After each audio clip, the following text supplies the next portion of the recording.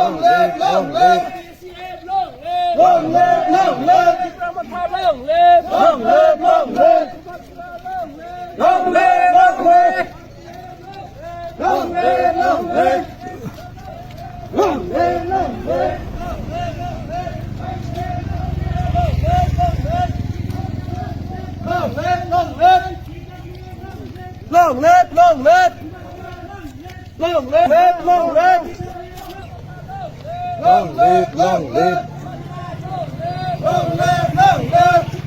Long live, long live, long live. YTF, long live. Long live, long live. Long live, long live. Long live. Long live, long live. Long live, long live. Long live, long live. Long live, long live. Bumag Rocky! Jai! Bumag Rocky! Jai!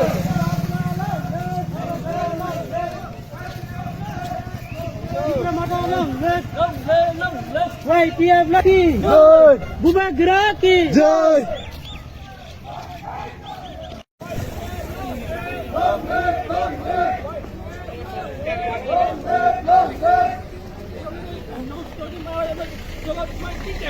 দিতে হবে, দিতে হবে।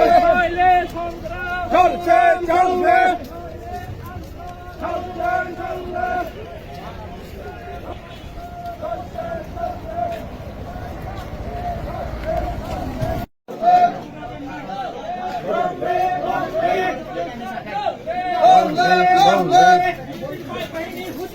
হুঁশিয়ার, হুঁশিয়ার। বিজেপির গুন্ডা বাহিনী হুঁশিয়ার! হুঁশিয়ার, হুঁশিয়ার।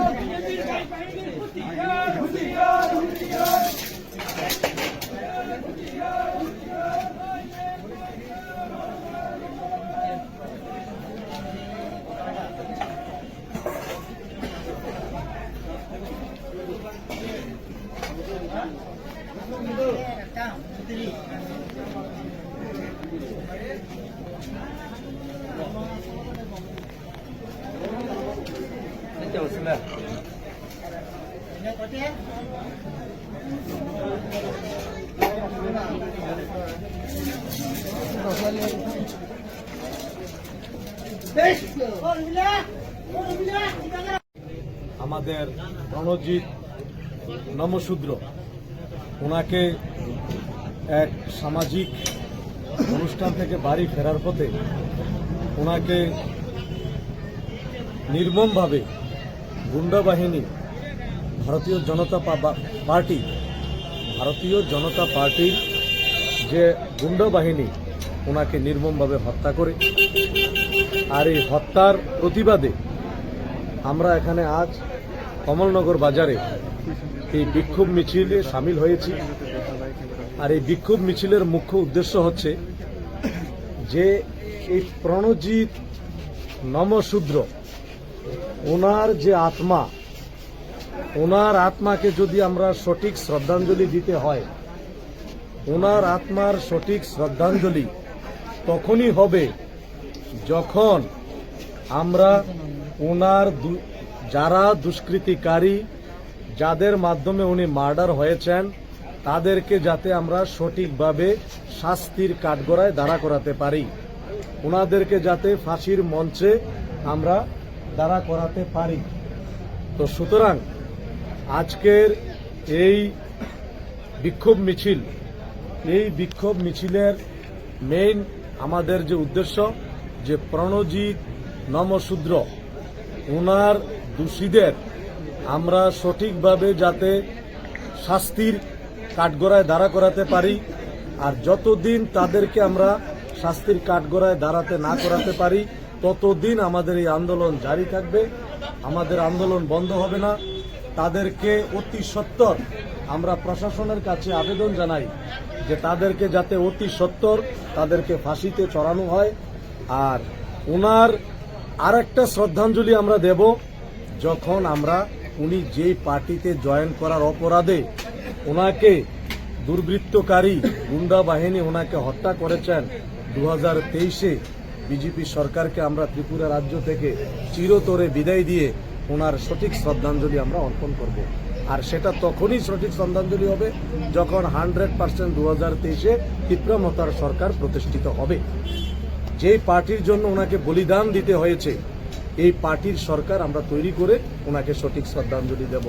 তো আমরা এখানে আমাদের আঙ্কেল বলেছেন, আমাদের Phulmoni uncle village chairman, Dhanirampur village chairman, উনি বলেছেন যে এক নমশূদ্র, প্রণজিৎ নমশূদ্র, উনি তো মারা গেছেন। উনি যে মারা গেছেন কতগুলি ক্ষতি হলো। এক মায়ের ফুল খালি হয়েছে, এক বোন তার স্বামীকে হারিয়েছে, এক বাপ তার ছেলেকে হারিয়েছে, এক মাসুম বাচ্চা তার বাপকে হারিয়েছে। ওই মাসুম বাচ্চার জিন্দিগি কত কষ্টে কাটবে, তাকে কে দেখবে? রাজনীতি, গণতন্ত্রের মধ্যে মানুষের অধিকার আছে। কেউ কংগ্রেস করবে, কেউ বিজেপি করবে, কেউ তীব্রমতা করবে, যে যা ইচ্ছা তা করবে, কিন্তু কারোর জান নিয়ে নিতে হবে দল করার অপরাধে। তো সুতরাং এই ভারতবর্ষের গণতন্ত্র অত্যন্ত সংকটের মুখে। এই গণতন্ত্রকে আমরা রক্ষা করতে হবে, এই গণতন্ত্রকে পুনরুদ্ধার করতে হবে, এই গণতন্ত্রকে বাঁচাতে হবে।